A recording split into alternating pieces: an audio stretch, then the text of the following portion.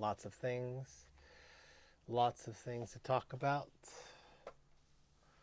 Lots of things to talk about. And we are here.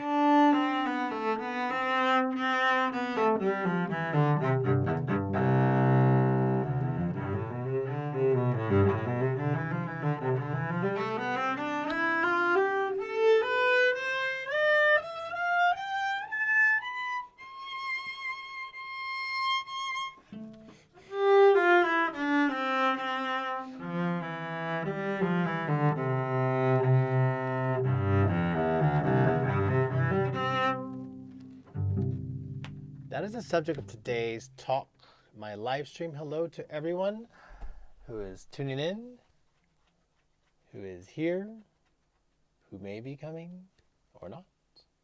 Hi, my name is Jonathan, and the subject of today's live stream, plus at the end, ask me anything. And so if you want to chime in on the chat, say hello, how are you? I hope the sound is synced well with the cello this time. So hopefully that is sounding together.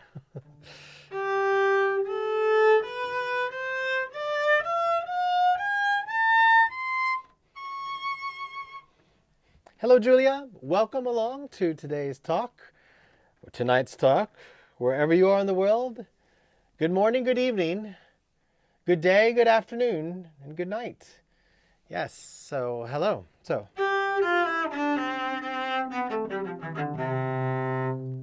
I titled today's live stream, The Importance of Scales and Arpeggios, plus Ask You Anything, which will be done at the end. Hello in Tennessee. Well, so far you are my only viewer right now. But one day we're going to get more, Julia. We'll get more. We'll get more. Yeah?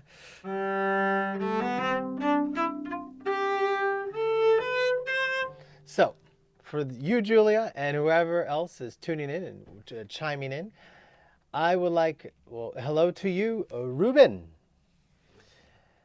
The importance of scales.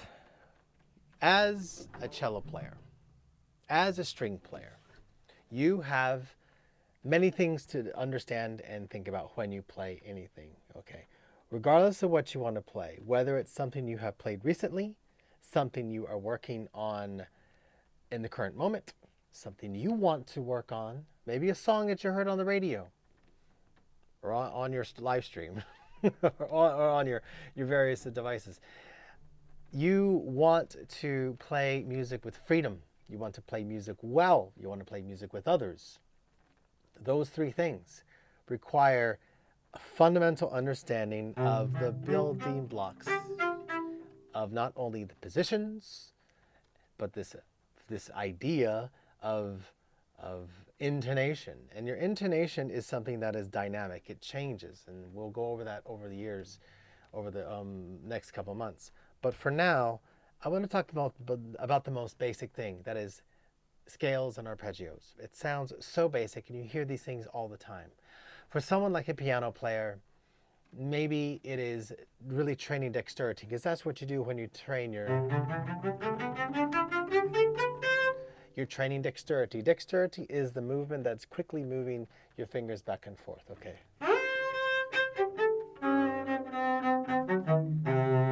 Now, agility is the ability to jump up and down in the first position. We have a question right now. I'll answer those questions. Keep asking them, and I'll answer them later. Is there any free arpeggios you can find through free PDFs? There's so much free stuff online. You can certainly look wherever you want to. It's about how it is taught. You can find a lot of information, Julia, online, but it is, hello to you, Genevieve. It is about how it is taught, okay? It is about how it's taught. You can find tons of information online, but how are you going to digest it and understand it and apply it to your cello practice? So yeah, go ahead and find a lot of free sources. Now what I've done, I put together a scale book that is supported by this channel and me, and it's constantly evolving. And I'll talk about the new evolution of the scale book in this video, in this live stream. So yeah, hey to you, Genevieve, hey to my chatters. Please chat as much as you want. Keep it clean, keep it nice, keep it lovely. So, back to this idea of understanding of what you play. You have three major positions that you play in. The first position, the fourth position,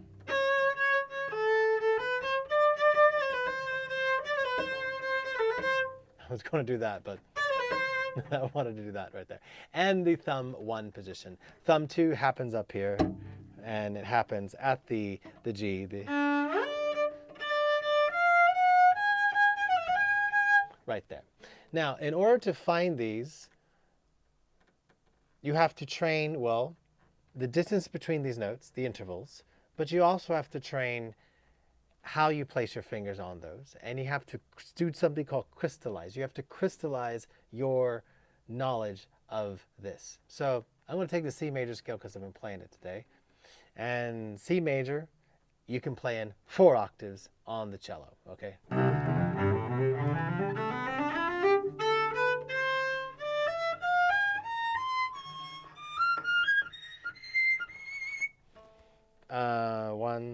One, 2, 3, 4. Oh, that was 5.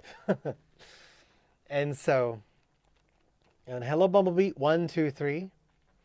And so, yes, playing these positions and playing with ease up and down your fingerboard, not only, let's say, going up the A string, but maybe going up the D string.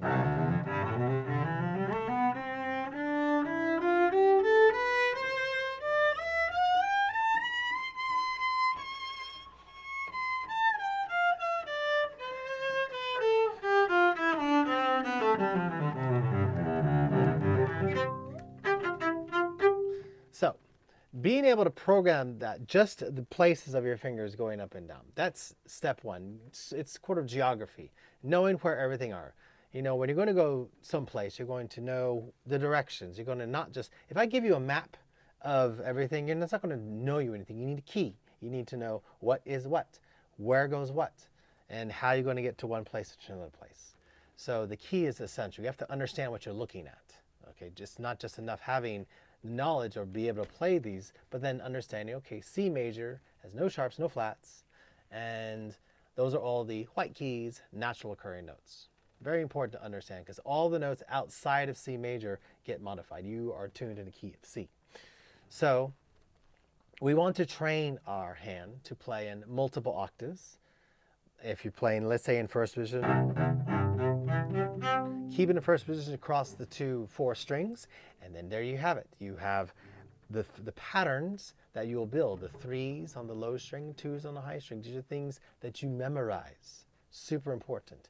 If you don't make this part of your daily practice, whatever you're playing, let's say you're in Suzuki Book 1, and you're playing a D major.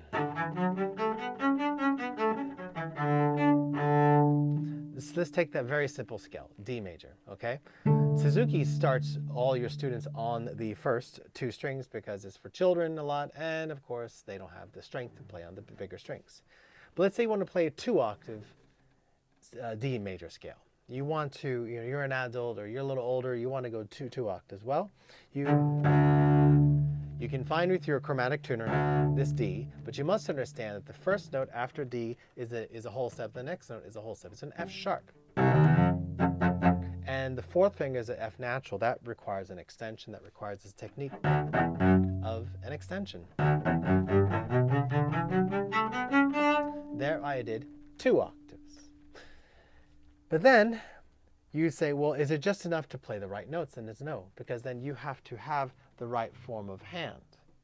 You have to have this right form of hand. And right now I'm teaching a student who has a competition coming up. And she very proudly said to me, oh, I don't do scales. And she's having quite a problem right now to, well, thanks. Looks like we got a new member, Genevieve. Thanks for becoming a member of the CelloCoach. Woohoo! Thanks for becoming a member. I'll talk about memberships during this live stream. You're going to see a lot more of me in the foreseeable future because, anyway, going back to the whole reason of doing this live stream. Look, I wrote this scale book right? And I know there's tons of information that you see Julia out there. There's tons of free information. It's been written in the 18th century, 19th century, 20th century. It's pixelated. It's not designed for the modern brain to absorb. It's not designed for people that have a lot of things to do on their plate. It's presumed that you have all this time on your hands and you can just spend it all working on these things. And it's very didactic, which is wonderful for people like me. I exist in this continuum of cello. But for you guys at home, it's probably not so much that in the same way. So that's why I made my scale book, to make it clean, simple, and straightforward, shifting up to the different positions. Okay, I'm not going to talk about that. You can find it on Amazon. But I am going to talk about the next level of scales, okay? Because you got to know your scales. Don't become caught out when you want to learn a piece, or learn a song, or play with your friends, and you just know one fingering, or you don't know any fingering, you don't know any scales. You see one flat in the key signature, two flats in the key signature, or God forbid, four flats, and you don't know what you're doing. So you have no fear. Cello is this wonderful instrument that is not only easy to transpose, but it's also easy to understand when it comes to these differences. And we have a couple people to thank for making scales more interesting and, of course, making cello more efficient. And these people, of course, are none other than the great famous cellist Jean-Louis Dupuch and Ivan Galamian. He's from Armenia. So I will first talk about Jean-Louis Dupuch. Okay, so Jean-Louis Dupuch, by the way, I took that picture. I took that picture. If you ever want to see the original portrait of this, it's in La Cité de la Musique, La Cité de la Musique in Paris. So go there and you'll see the original painting of Dupuch.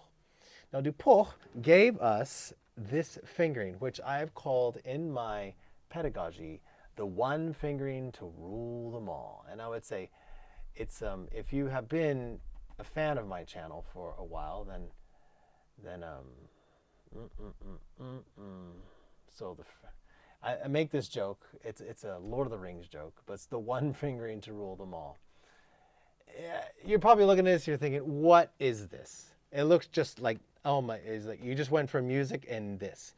This is what you are playing. Okay, understanding that the major and minors are simply Ionian and Aeolian modes. You don't have to worry about that. But understanding that a major scale is whole step, half step. Whole step, whole step, whole step, half step. Those are the distances between notes. Now, I have given you here the formula. But I didn't come up with this fingering. Dupuch did. He is the one that first solidified or made standard this fingering to play any scale, even the C, in the C, which you can do 0. You can play every single scale, every single one with one fingering, every single one, major and minor. You can play both of them, so you don't have to worry about. So let's say like you have some friends getting together and we're going to play something in F major. Well, my suggestion to you is to always play a scale and memorize, crystallize in your mind a scale in at least 2 fingerings. So I'm going to get some person down here to in our chat to suggest for me a scale. Suggest for me any scale. It's going to be totally random. And it's got to be a real scale, not something like B double flat, which is just A. So a real scale. And I will use this method right here to play that scale. And because I've built everything in, it's all fine. It's all going to be sorted. So here we go. I'm going to wait for that to come through. So going back to this right here, if you remember this, a 1-2-4, 1-2-4 extension, or open, as I say with the O, with a 1-2-4, 1-2-4 close and 1-3-4 close. Each bracket is a different position for the hand, okay? E major, Kevin Rivera, hello, E major. So we have a suggestion for E major. You find the E, And now I'm going to follow this pattern. So it's 1, 2, 4. Crossover, whole step back. Keep the hand open. 1, 2, 4. Now I have the option of going to half position because I know the geography with a 1, 2, or I can go up here to the fifth position. I'm going to keep it simple and go here to the half position. And it's going to be a whole step difference between these two. And then I'm going to cross over, whole step back, 1, 3, 4. And then there is a third octave. There is, like I said, F flat is E major. There is F flat is E major, Genevieve. And if I keep going, the 1, 2, 1, 2, 1, 2, 3, you can play every single scale with that fingering, every single one. So that was E major for you. But let's try a harder one. Let's try F sharp major, okay? So find your F sharp. There it is. Again, I'm just going to look at these numbers. I'm going to do an extension. All right, and then crossover, whole step back. And then crossover, whole step back, collapse the hand. Crossover, whole step back. Then whole step difference, there it is.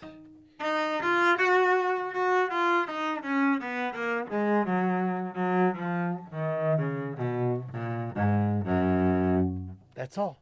That's F sharp major. Do you know how many sharps that is? That's 6 sharps. 6 sharps, okay? Now you're rarely going to play that, but you are going to play with your friends in a lot of flats. You want to play your favorite songs? You want to get around the campfire and play some music with your buddies? You want to do that? They're going to sing in songs that will have a lot of flats. Singers don't sing in the key of do. They sing in the key of not do, and then there's not C. So you're going to have to be able to adjust to that. Yeah? So let's take a more simple one, G major, okay? G major we all know. Use the open position. But now Duport asks us to learn the scale. Again, that wonderful gentleman learned the scale with 2 fingerings, preferably one without open strings. So I've just learned one, and now the other one without open string.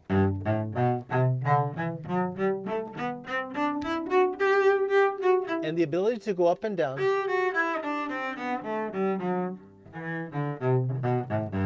The ability to go up and down with the exact same fingering is important, but it's not enough.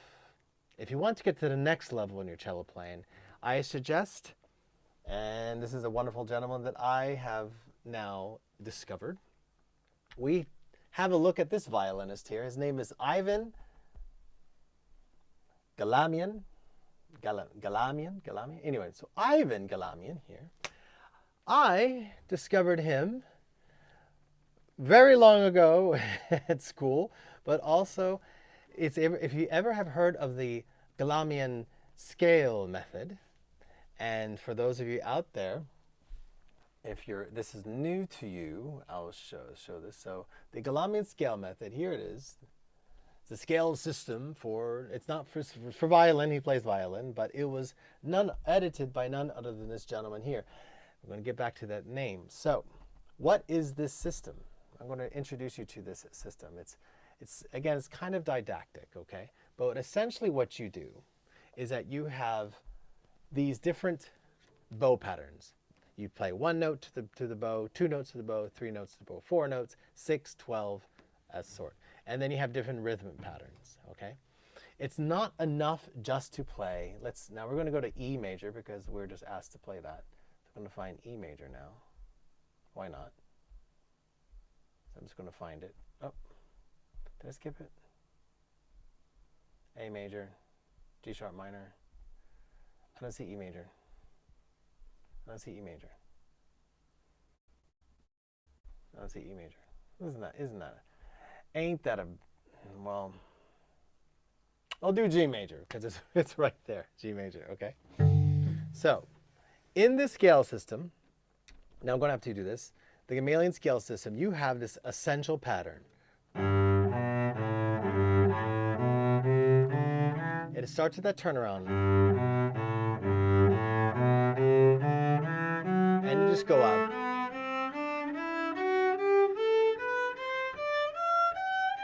And you go down.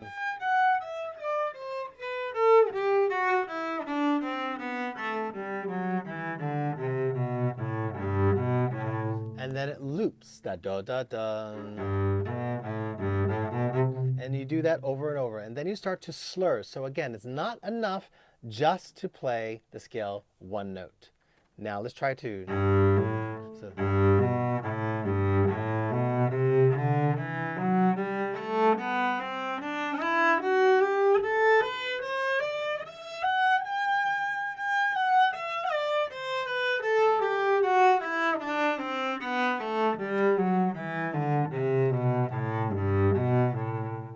See that? And it's super essential that you play the exact same fingers. You can do 3 tubo. So.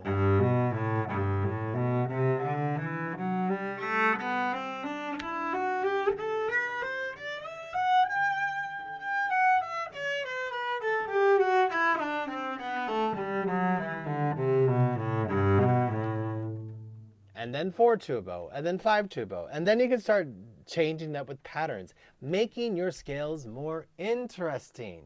Pretty cool, yeah? You want to make your scales more interesting because it's super important.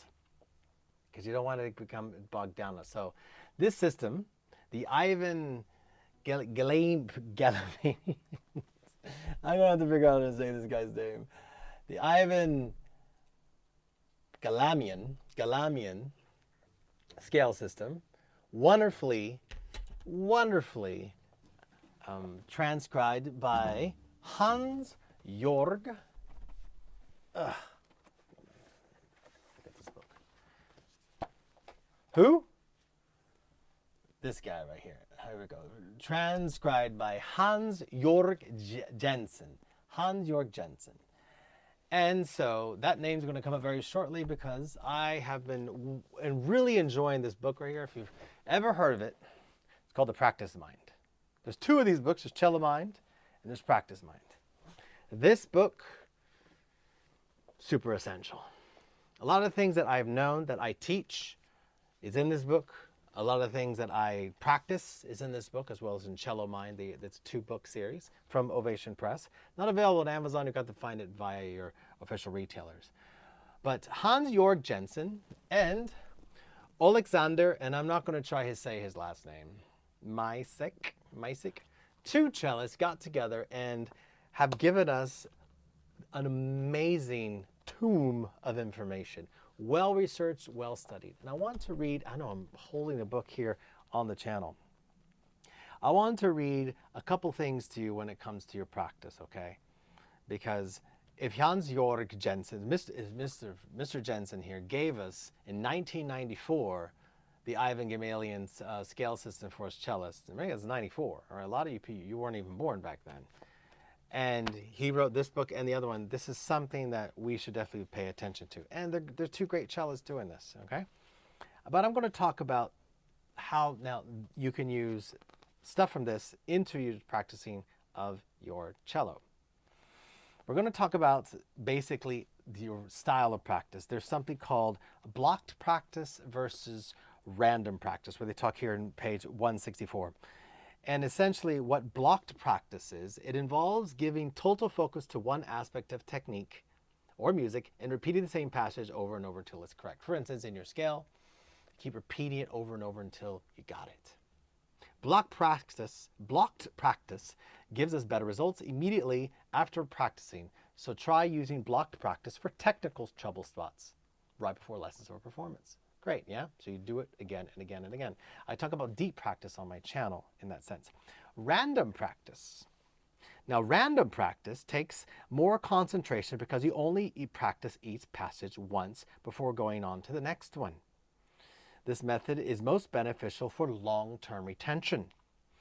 And so I'm doing this with my student who doesn't practice, practice her scales. And a cool thing to do is you take a die and you take your music and you randomly assign numbers to different passages that you want to work on. And you roll the die and you work on that, and then you play it, you record it, and you set it aside and you do it again. Then we're going to talk about the science of reconsolidation. Now, they talk about John Hopkins' study where you can master tasks more efficiently if you make purposeful adjustments to each repetition rather than repeating it many times in exactly the same way. Now, I have spoken about this exactly on my channel. Please look at the video, The Neurology of Music Learning, on my channel, because it talks about deep practice. Deep practice is exactly what this science of reconsolidation is. It's just reworded in a different way. So it's incredibly important for us to understand what this does for us. So when we are using this reconsolidation system, if you will, we can really dive deep into things. Now let's think about your scales.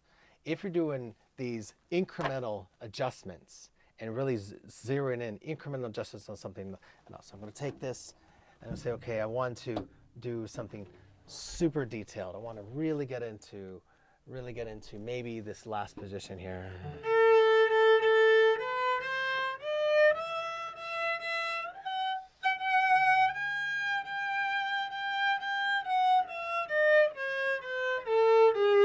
I really want to, not only do I want, you don't say, okay, I want everything to be perfect, but I want it to sound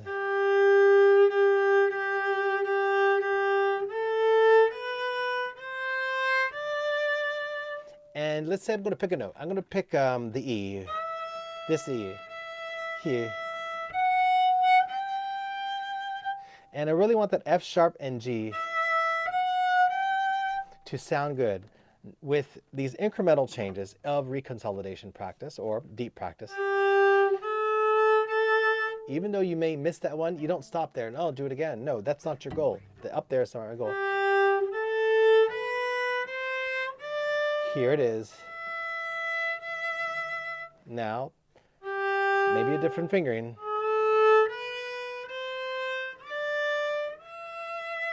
Maybe more efficient fingering.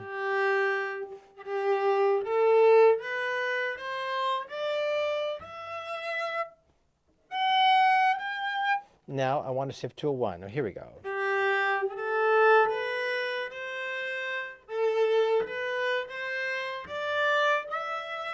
There it is. Now I decided on the fingering. Now I'm going to slowly do it again.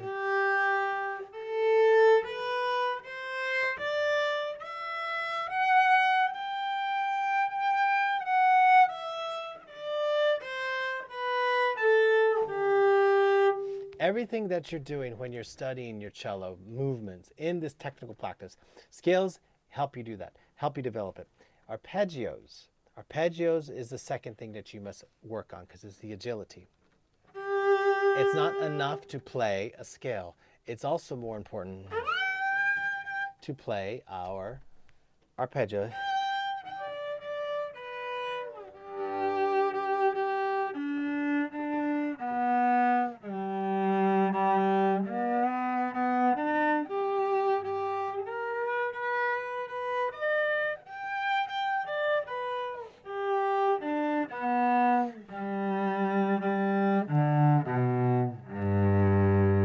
It's important to also get out of your comfort zone. Challenge yourself. Push yourself to the next limit.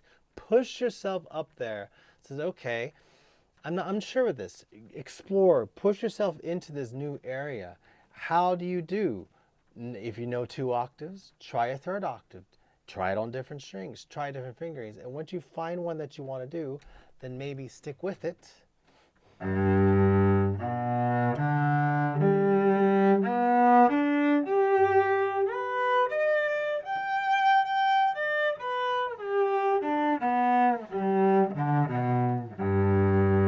Not enough just to do it once well. You have to do it, in my opinion, 5 times well. But that's not going to be done right now for any of those. So I really wanted to talk about this, this inspiration done by these 2 gentlemen here, Jensen and Misek, I guess. Great stuff, conservatory level sort of information. And there is a presumption in these books that you have a practice room in all the time in the world. And most of you who are literally watching videos of how to learn cello online. Don't have all the time. Don't live in a vacuum of cello. So I urge all of you to subscribe to the channel, because I'm going to take this information.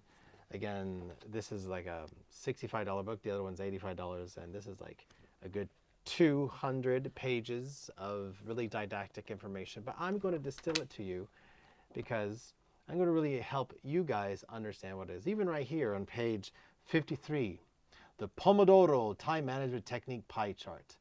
It's funny, I already talked about this when it comes to a practice plan in my pedagogy over and over again. But now I'm leaning upon the experts. So there's that. That is why, in a nutshell, your scales and arpeggios are super important to you, because it helps you build your ear, helps you build your physical body movements, and also it helps you prepare for those situations where you have a new song, where you want to play with friends, and it's a key signature you don't know. It makes you much more confident in playing your instrument. Before I get to the questions, which hope you guys are here, I want to talk about the books here. Check it out. If you're a fan of Studio Ghibli, we've been enjoying this book right here. Well, I got a new one, which is the same publisher, but there's more stuff. There's not just Joe Hisaishi songs in here. There's another one. Yes, another Japanese version, and this is a lot more. And this has music from the new movie, The Boy and the Heron. So I'm going to cover that in the foreseeable future. Absolutely love this stuff. You probably noticed that I don't link, well, there is no free scores to this on my online, or links to any score that you can purchase, because I honestly believe that we ought to support the artist. So, but I'm going to talk about benefits of becoming a member, which we had a member right now, Genevieve. If you support me on Patreon, or you become a member of my channel, I'm going to share with you some of these scores, because in that ability, in that sort of umbrella, you are sort of in my studio. I cannot share scores legally that are under authorship with somebody. I can copy it and show it to you, and you can buy it from me, but I cannot purely sell it, because it's technically against licensing laws. But if you become a studio fan of the Cello Channel, or a Patreon subscriber, then I do perks on those webs on Patreon, and I'll do perks for my members as well. And you would access temporary access when I post a video. I'm going to place the song, my actual song that I use, the score. Now I'll make it temporarily available to my members and to my patrons. So that's sort of another reason to become part of the channel. And because you're supporting the channel, you're sort of a student in a will. You are participating, you're making comments. You are technically a student, and so I'm legally allowed as a teacher to a student to let you play the music that I'm providing. So that's it right there. With the last 21 minutes, I am going to answer any questions here. So looks like, I hope my voice is like going good with everything. Hope I'm logged in. Okay, stream connection's good. All right, so let's go. I'm currently working on minuet C and number 2. Well, good, Julia, good job.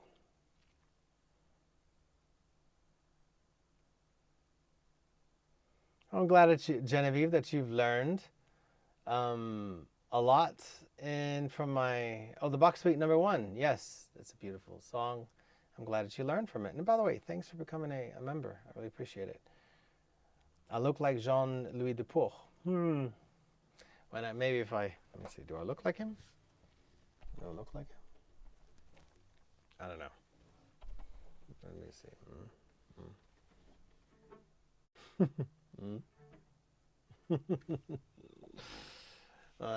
He's not a bad-looking gentleman, so I'll take the compliment. Right. So any questions in here? We had a question about free PDFs for arpeggios. There's plenty online. You can do that. Another question. I have tried thumb position, but I do not know any of the notes on any of these strings. It also hurts my thumb. Yes, thumb position is a position by which our thumb becomes quite painful. And here's a little thing. See that right there? A funny thing, if you ever want to be a little cheeky with people, if you ever meet a person, say, hi, what do you do? I play cello. You play cello, and like sort of feel their look at their left thumb. If they have this lovely looking thing right here on it, yeah, lovely, isn't it? Yeah. Lovely, isn't it? If they have that, and you don't, they're a better cellist than you. If they don't have that, and you don't, then, or if they don't have that, you do, they're not as good as you. And they don't have that, and you don't have that, they don't have like calluses on the fingers, or maybe not. Okay. You know what? Kevin Rivera asked for E flat major. Whew. So let's re-answer the question. E flat major, using Jean-Louis Duport.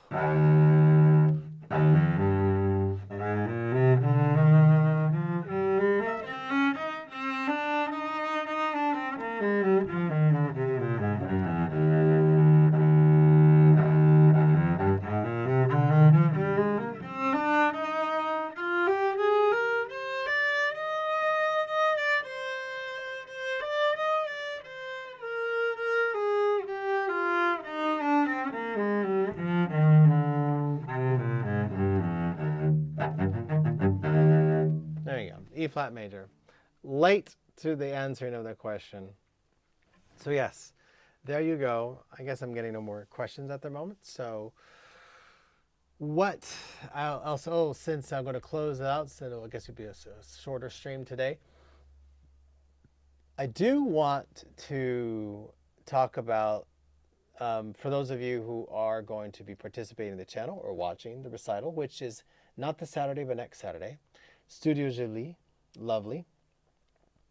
I want you to, for those of you who get this far into the live stream, you should always record and record early. You know what? This is a, I'm going to pull out Practice Mind again, because there is this part right here talking about recording, which is absolutely, record early and often, chapter 25. So we're going to talk about that, recording early and often.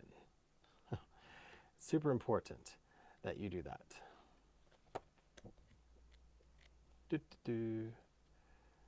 What does that mean, recording early and often?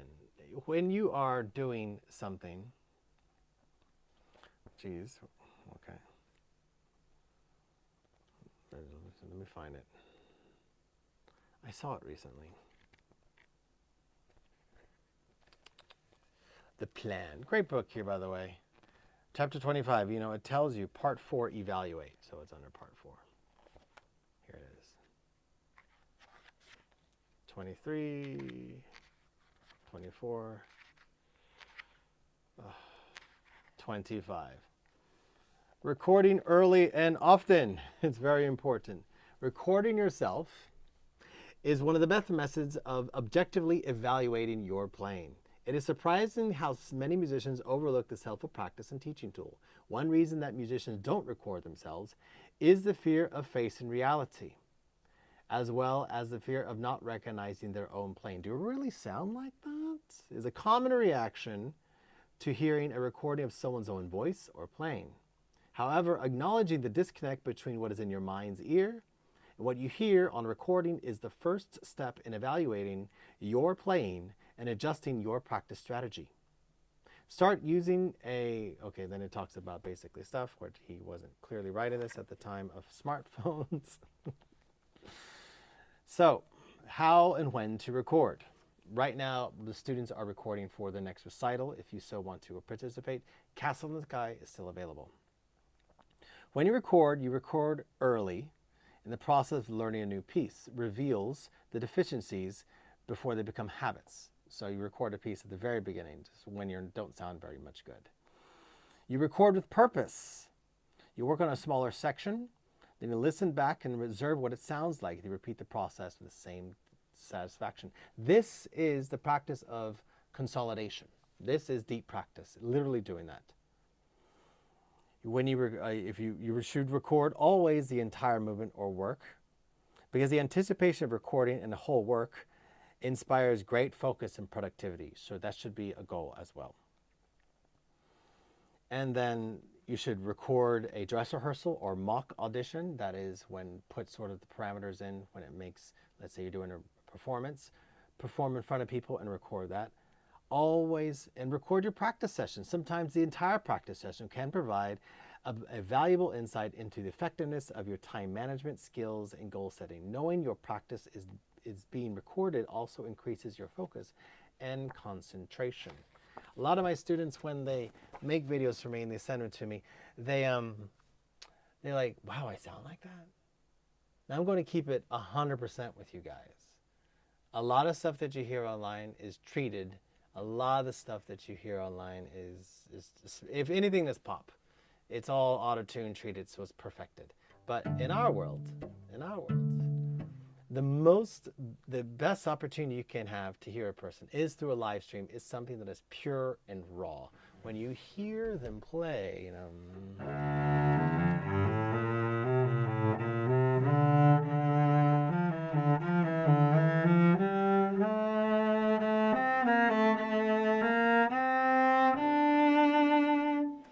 when you play a completely unprepared, that sort of stuff, that's when you really get the great sound. And yes, there's a lot of little things that come into the quality of microphone, to all these things. Listening to your voice, a lot of people don't have a YouTube channel where they hear their voice all the time like me, or hear their cello all the time. So I can analyze very deeply everything and know exactly what sounds, whether it's artifacts and shifting, things like that. So my students, when they say, oh, I got the right notes, but did you get the right tone? But that's for a different video on a different day. Looks like we got a new joiner. Hey, what's up, Luis? I double dare to make a full recording of making your own cello, become a luthier for a month. Well, you have to quadruple dare me, because I can't do that. I can't do that. All right, Luis. I will take your dare, but I'll make a cello out of Legos. But not like a full size, but like a little one, okay? I'm a huge Lego fan, massive Lego fan. There you go. I'll make one out of Legos. I'm not going to try to build one. I can't do that. How to become a luthier. But check out Edgar Roos's channel. He will tell you all about it. Wood and me, I'm better at just cutting it and not like carving it. So, but that's a great dare. But I will dare anybody to take this month, take the 30 days, and at the end of this month, so we have essentially almost 4 weeks, by the beginning of December, put a date on it. I'm going to be performing in Italy, and I'll record and I'll share on the channel. I'll perform the Dvorak Rondo, I'll perform the Beethoven A Sonata, and I'll perform the A with the Romance, and maybe something else. I'll be doing just a full classical program. Yes, and I haven't played the Allegro Appassionato. I'll do that one too. So 4 songs I'll do in Italy with my friends over Thanksgiving. Yeah, no, Lego cello, right? It does sound amazing. So put yourself to the task. I'm going to have another recital, and I'm going to ask, it's going to be a recital that's going to ask you guys, the ones who hide behind comments. I want you to share what you're doing. That's going to be the next recital, okay? I teach you guys. And the person, I want to have it so a person, when you impress me the most, I would love to offer you a month of free lessons just to get you going. I'd love to do that. So we're going to do that. Maybe consider maybe like a competition to join the studio. So we'll do that during right after Thanksgiving. Yeah, it's a good idea. I also want to do a cello giveaway, but there's a lot of, there's a lot of parameters in that too, logistics. But we'll do one. I'm probably I would love to do a cello giveaway. Well, you win. I'll buy that Amazon. So you can't have a cello. You gotta tell me why you want a cello, and I'll buy you that Amazon cello. I'll buy you and get it shipped to your house and wherever you live in the world. I really want to do that one. So you heard it here first. Okay, so Alana Z, hey, how do you have any recommendations on getting back into cello after 30 years? Not a problem. When you are a returning cellist and you want to get back into this instrument, you have to understand you can understand a lot of things. All right. I myself, I'm a returning cellist. There was a period of my life where I had no cello in my life, not a physical cello. I sold it for my first wife, and anyway, that's why she was my ex-wife. And so yeah, I essentially got back into it, many years ago. You should. I have a student right now in my studio who lives in Italy. He's getting into cello seriously for the first time in his life with me, but he hadn't played it in, like, again, 20 years or something, 20, 30 years. I've had students who hadn't played in 40 years. Her name is Mary, and she lives in California, and she's part of an orchestra now. So it all depends upon you. Alana Z, how much do you want this? Are you going to commit? Are you going to join a gym and not get new clothing and a good pair of shoes and maybe some workout gloves and hydrate and change your diet? And if you're not going to do all that stuff, you kind of show up every once in a while, maybe do like 15, 20 minutes and then leave. You're not going to see any improvement in your physique, in your health at all. You're not. So if you're going to join a gym, you're going to do all those changes in your life. It's the same thing with cello. You're going to take on cello. You're going to have to make changes in your life. You're going to have to do it. You can't do everything. A lot of my students, they come to me because I accept everyone. They're like, oh, I want to do this. But you have to commit. You want to join my studio? 12 weeks. Come in my studio, 12 weeks. You will learn. I guarantee you will learn.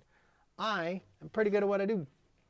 And I guarantee results. I guarantee results. Especially when you have, within 7 days, another time we meet, you sit down, turn on your device, and you have me sitting there and I'm watching you, recording you, analyzing you, making you videos, and so you can watch them on your own. It elevates you to another level. It's like having a personal trainer, knowing your personal trainer is going to be there, knowing that they're going to bring you to the next level. They're going to push you to the next level.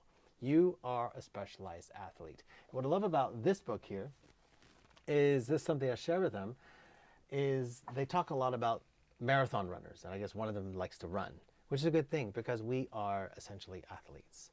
So you're going to have to make the changes and the sacrifice in your lifestyle, Alana Z. You're going to have to do this. You're going to have to make room for this. You can't just willy-nilly do it. This isn't a guitar where you can picky pluck, or a piano where you can blong, okay? Those instruments are really easy to just get a little bit going and sound good. This is not.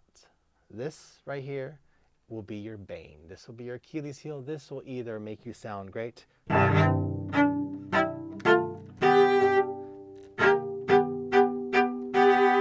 or make you sound not so good. Okay.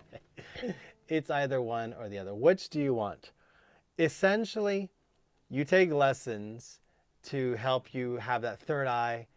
So get Alana, get a cello, get a teacher wherever you are, and get going. There's no excuse not to learn, especially at this time. And oh my gosh, there's so much information out there. There's so many people sharing their information. There's people like me who teach online, who are ready to help you with the full system, who's always growing. There's people out there who really want to help you get to this level. It's not just for conservatory bound people anymore. It's changed, which is cool. And there's lots of different music to play on the instrument, which is great. I love the instrument. It's fun. It's fantastic. So get to it. Stop waiting. Stop waiting, Alana. I enjoy the size of a 3/4 size cello. I'm sized for, quotations, hello to Silver Penny Promotions. I'm sized for a 4/4. Sometimes I feel like I'm not playing an adult cello, and you're welcome, Alana, and should upsize. Am I wrong for wanting to stay with 3/4 size? No, you're not. Now look at me. I am playing a 7/8. Now a 3/4 size cello is going to just be a little bit constrained, okay? Just a little bit constrained. You're not going to get the full sound. A 7/8 cello, like the one I have here, okay, 7/8 cello will give you everything you want from a full size with maybe 8% less of the projection. And that's just sort of. A lot of the cellos, the beautiful cellos that you see, they go for millions of dollars that are really rare and super old ones, they're actually the 7/8 size. This idea of standardizing fourth, 3/4 is not the same. And did you know that a 4/4 cello in Europe, or even, excuse me, a 3/4 size cello in Europe, Japan, and the United States are different sizes? My dog wants to bark and say, shh. Yes, they come in different sizes. So what you may get in the Asian market, or get from a Chinese maker, will be sized differently for different markets. Europe, America, Japan, China, various places. It's true. So if you think you're playing a small cello or a little cello, you're right. You are. There is, if you have the ability, here's the easy thing about this cello, okay? Cello in general. I don't have a big hand, all right? I don't have a big hand. I just don't. Unfortunately, that'll be another life. But this one, no. You should, if you have a cello out, you should be able to reach this octave. This is standard, and this is something we say in cello technique, classical cello technique, pedagogy. To play the fourth. This is the fourth finger in first position. Put your index finger there, and then stretch. And then play the fourth finger in the fourth position, string over. Now this is the maximum stretch you will ever be expected to play on your instrument. Okay.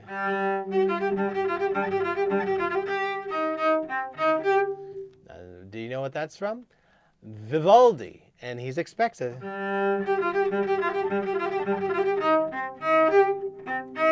The double. That right there? Yes, you're expected to play that. And so, if you can play that and reach it with ease, with absolute ease, and you can even go greater.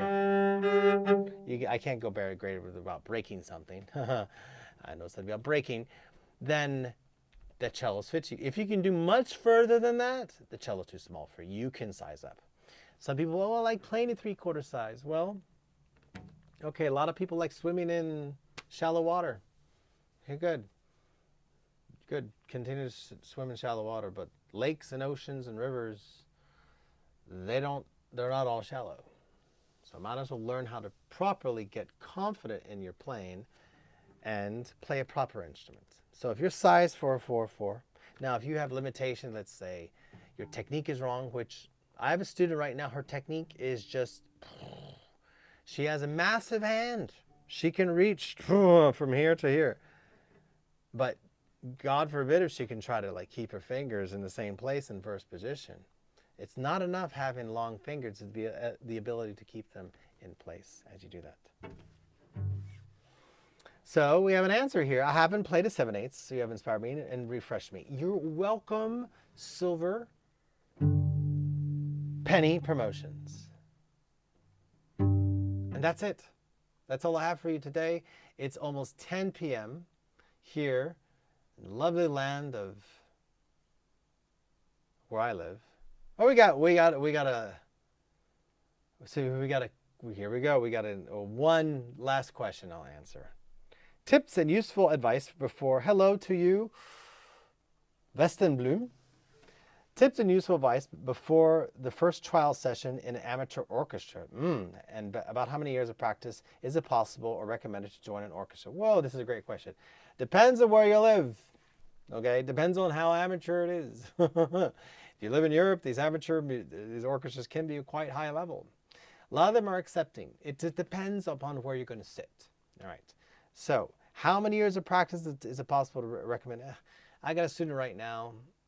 He doesn't got many years of practice. He's got months, and he's in an orchestra. So there you go. But that's America, and it's different.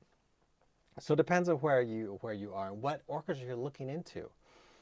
In general, tips and useful advice before your first trial session in an amateur orchestra. Now, is this trial session as in something that you are just going to go and sit in and play? If you're going to do that, I highly recommend that you have a strong understanding of up to 3 sharps and 3 flats scales. Easy, okay? Easy that. So strong understanding that being able to play in 2 different fingerings, 2 octaves. Standard fare sort of stuff. Second is be able to use a metronome, be able to count, be able to stay together. And I'll have another live stream and a conversation about the most important skills when it comes to playing the instrument. And the 3 top skills, the 3 top priorities are universal for all cello players, for all time, for all ensembles. And the last thing I would say is to, you know where you're at. Don't try to, I guess, fake it. You know, don't try to be something that you're not. You know where you are when it comes to your journey in cello. I suggest that you understand this, and if they want you to play something, because they will want you to maybe play a scale. Usually, if you're going to join my orchestra, I'm going to know instantly, even before, if you sat down, right? Imagine you've never seen me before. I walk in.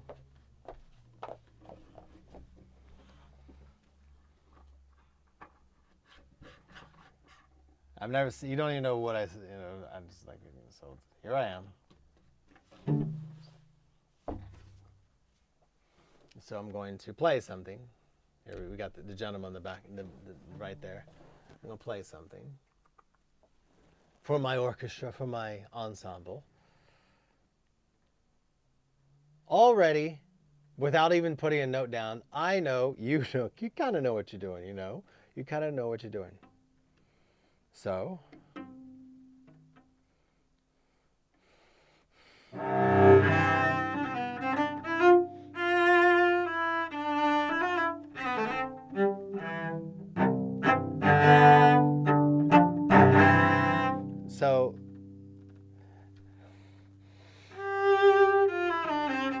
even before you touch the string, I know. Now I'm gonna let's say I'm gonna approach this as someone who's like more of like a beginner, I guess. All right. I hope you don't mind the 2 guys looking at you right here.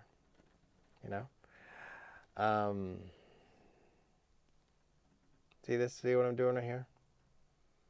I want to start playing like this. Look at my arms. Like penguin arms. You know, look at my fingers. A confident cellist is going to play with their arms out.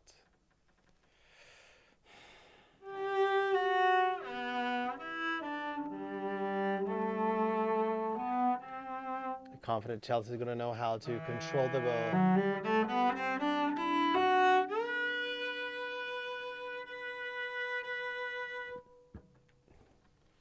Just by positioning yourself.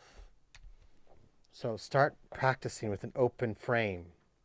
Start knowing your songs by heart. Sit down, get yourself in your zone. Don't worry about anything around you. And get ready to impress.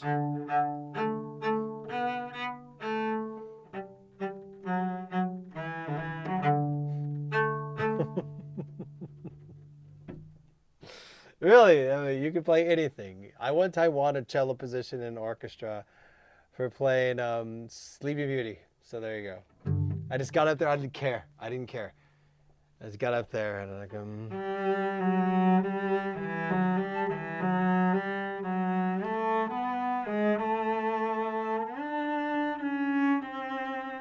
I just played that. I wanted to play this and they all laughed. The judges laughed, had a good time. Like, it was like, they know how good you are. Like, you can play anything you want, okay? It's about your tone. How clean can you play those strings? So get your tone sounding good. Get your counting sounding spot on, or is spot on. Get your timing just respected and right. Tone, timing, tempo. Very important. Universally important. Kind of gave it away there. And that should prepare you for any session. And lastly, just go in there, ready with everything, all the little bits and bobs, rock stop, stuff like that. And just go for it. You never know if you don't try, right? For those of you who have joined us the whole time, thank you very much. I appreciate your time, your energy. I'll see you in 2 weeks in another live stream. Oh no, I'll see you on this November 16th for the recital. We're going to talk a lot more about this right here and these gentlemen right here. By the way, let's fix them real quick. They just got a tan. There we go. There we go. There we go. Whoop. There we go. We're going to talk more about Cello Mind, Practice Mind in the studio on the channel. These two gentlemen right here. You are so lucky to play cello these days because this book didn't exist prior. When was this published? Let's take a look. I would like to look, when is this published? First edition. Do we have a number? A year? Usually 2023. Hans-Jörg Jensen, the gentleman over there, not the young one like this, but the older dude, Hans-Jörg Jensen wrote in 1994 the Galamian studies for us. And in 2023, they came out with this. There's two of them. There's another book over there. Does he know how much information is in here? And you know, you don't got the time to read it, but I do. And I'm going to apply it to my videos, my channel, my students. So you don't have to. So I'm going to distill it down to TLDR versions for you guys. Anyway, love everyone. You're blessed to play cello. You're blessed to have music in your life. Thank you for tuning in. I'll see you next time. Oh, by the way, of course, I wish you a good evening, good day, good morning, good afternoon, and good night, wherever you are in the world. And thank you for spending your beautiful time with me here on the channel as you travel along your own journey of music discovery. Bye-bye. End the stream.